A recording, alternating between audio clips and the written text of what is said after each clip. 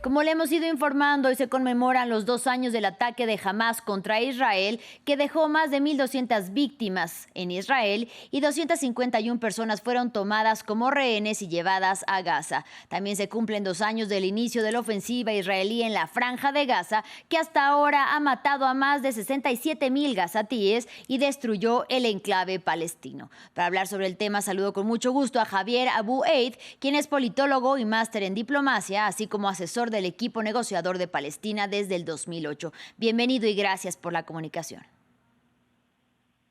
Y muchas gracias a ustedes.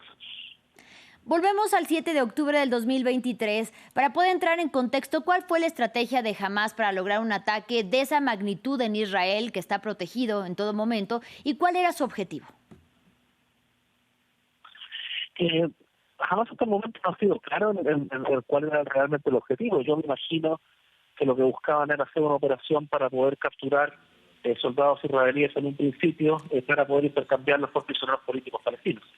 Pero claramente que eso se fue completamente de las manos. Por parte de Hamás mucha gente ingresó dentro de Israel.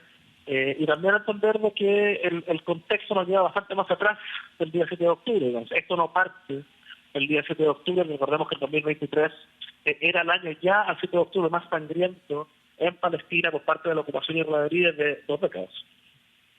Hamás celebró una victoria ese día y, como bien usted dice, esto no inició hace 2 años, sino tiene muchos años atrás. 2 años después de esta victoria celebrada por Hamás, su cúpula militar y política fue asesinada por Israel.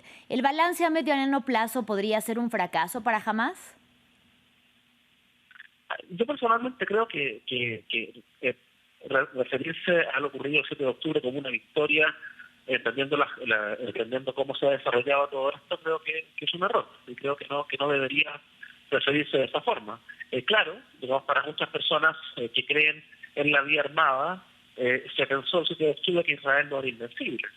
Pero evidentemente de que en cualquier caso de conflicto, uno tiene que evaluar el contexto completo. Sería algo así como decir, por ejemplo, de que Israel tiene derecho a defenderse cuando ha matado a más de 20,000 niños en Gaza. Por ende, yo creo que, independiente de cualquier noción, Hamás hoy en día ha cambiado completamente la situación en la que se encontraba y, por ejemplo, se ha reconocido incluso por parte de líderes de Hamás de que ellos no van a tomar parte en el próximo gobierno palestino y que van a tener que terminar entregando el poder que tienen en Gaza. Justamente con este cambio de Hamás, ¿en qué posición entonces se encuentra, profesor Hamás, después de 2 años de guerra? Hamás se encuentra en una posición extremadamente complicada, se encuentra en una posición sin muchas opciones, se encuentra bajo mucha presión, tanto a nivel local como a nivel regional y a nivel internacional, también hay que decirlo. Yo creo que en estos momentos lo que se están enfocando es poder hacer lo mejor posible de las negociaciones que se están llevando a cabo en Egipto, particularmente en cuanto a los términos de el acuerdo de intercambio de cautivos israelíes por detenidos palestinos en las cárceles de la ocupación israelí, así como también poder asegurarse que la segunda y tercera parte de este acuerdo o de esta iniciativa propuesta por Estados Unidos se pueden llevar a cabo. Recordemos de que en estas negociaciones lo único que Estados Unidos asegura es que en 72 horas todos los cautivos israelíes estarán en sus hogares, pero no asegura absolutamente nada en cuanto a la retirada definitiva de Israel de Gaza, así como en términos de la ayuda humanitaria y otros elementos. Por ende, creo que eso es donde Hamás debería estar en estos momentos pensando más, cuál va a ser por lo menos el final de toda esta historia. Y como bien usted sabe, el grupo islamista gobernaba la Franja de Gaza desde el 2007. Después de 2 años de guerra, ¿qué opinan los gazatíes de esta milicia que, hay que decirlo, se presentaba como la única opción para los gazatíes y para los palestinos para poder luchar en contra del Estado israelí con esta ocupación que ha sido la más prolongada en el último tiempo? Bueno, hay que decirle que desde bastante tiempo, antes del 7 de octubre, Hamás ya tenía muchos problemas de popularidad en Gaza. Siento ser, por un lado, un movimiento de resistencia que resiste a la ocupación israelí y otra cosa que el gobierno.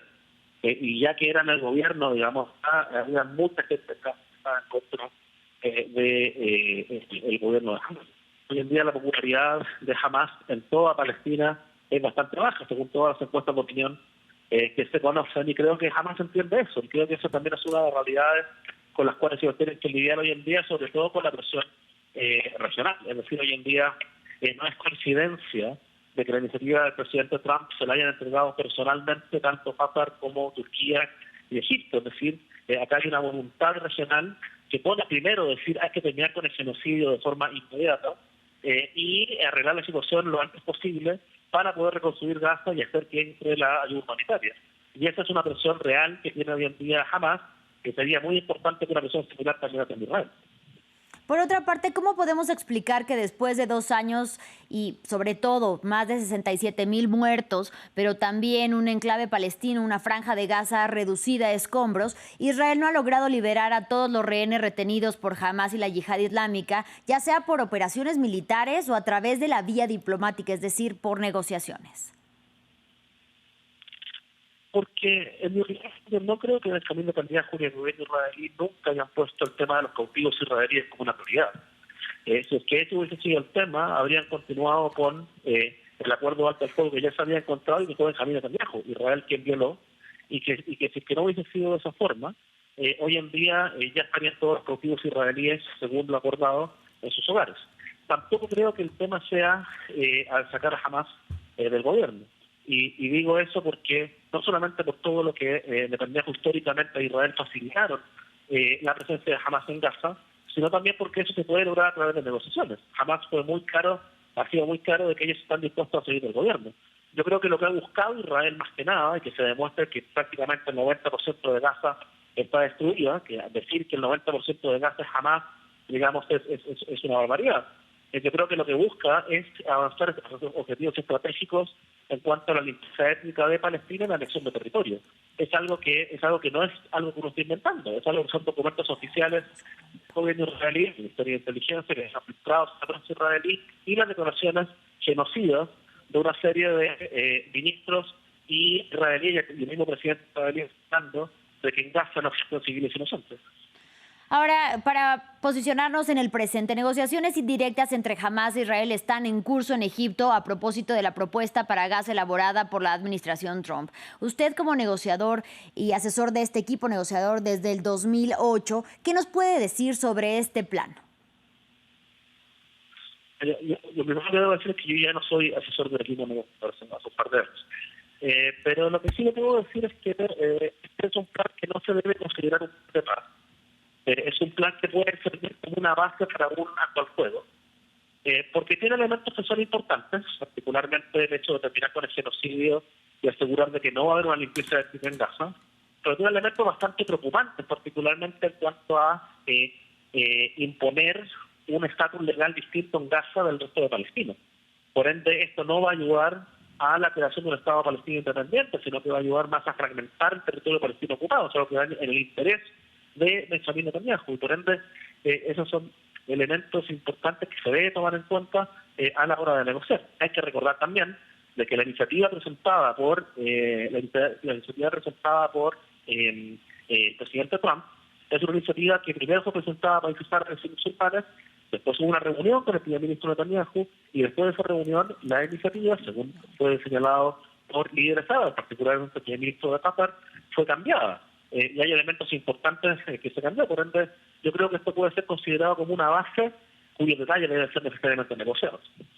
Bien, pues le agradecemos muchísimo de verdad por su análisis a Javier Aboed, como bien nos dices, ex asesor desde hace 2 años, pero acompañó durante este tiempo al equipo palestino en las negociaciones en este conflicto que decíamos se prolonga ya hasta por casi 70 años, es decir, 7 décadas. Muchísimas gracias por la comunicación y hasta una próxima.